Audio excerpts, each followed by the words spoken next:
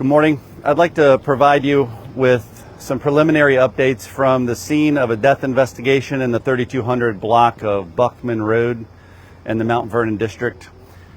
Shortly before 5 o'clock this morning, police were called to a disturbance or some sort of suspicious event where a caller had seen some people in the parking lot around a vehicle. Officers quickly responded to the scene and located an adult male on the ground near some vehicles with apparent gunshot wounds to his upper body. Police quickly provided first aid to that adult male.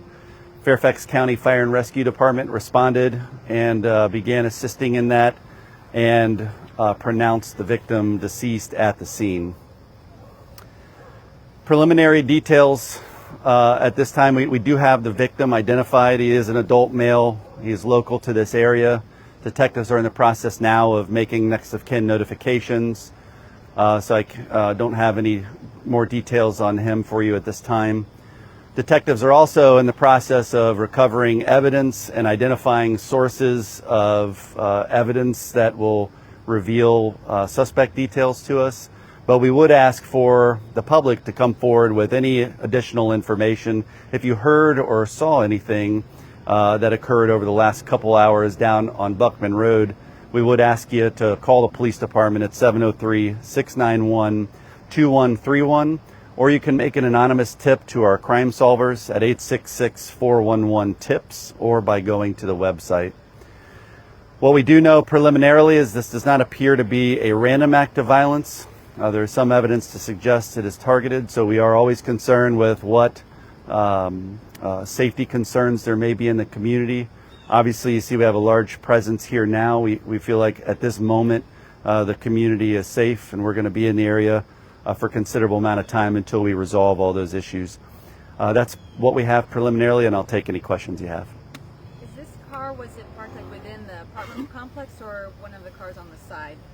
Yeah, so there are cars on both the side of Buckman Road and in the apartment complex. So right now we have all of the vehicles kind of in our crime scene as we take a look at what's occurring. But our crime scene is basically includes both, not only the apartment parking lot, but Buckman Road.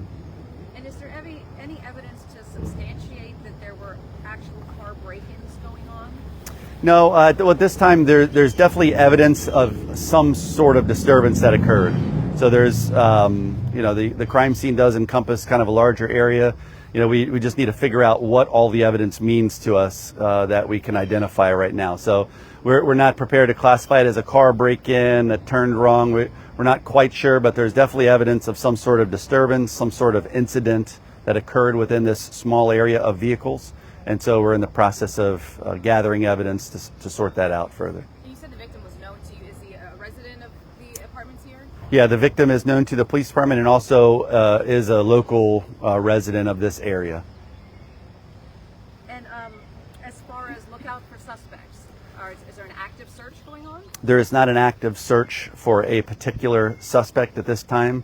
Detectives are gathering some good information preliminarily, and I know that we have made contact with several people to begin sorting out who knows what, but any additional information we can gather from our community would be much appreciated.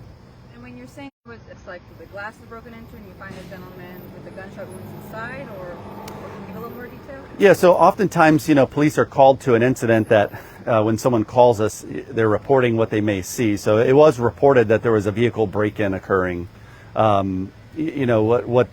What someone sees at that moment in time, people moving around a vehicle, perhaps a movement in a vehicle, around a vehicle, we have to take that at face value. So we were on scene very quickly in just a few minutes, and we located a victim outside of a vehicle on the ground with gunshot wounds. So right now we have to figure out what vehicles are involved, what occurred in or around the vehicles to really get at the details of what happened.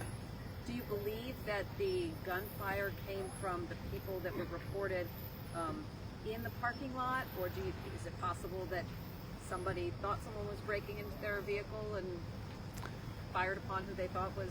Yeah, lots of possibilities. Detectives are really working hard to sort through it. It does look like this incident was contained to that that incident that was called in. So the players involved, the people involved in that small area, it looks like it was all contained to that. So we do believe detectives will quickly begin identifying suspects. As you know, we talk a lot about our technology and how it helps us solve crimes.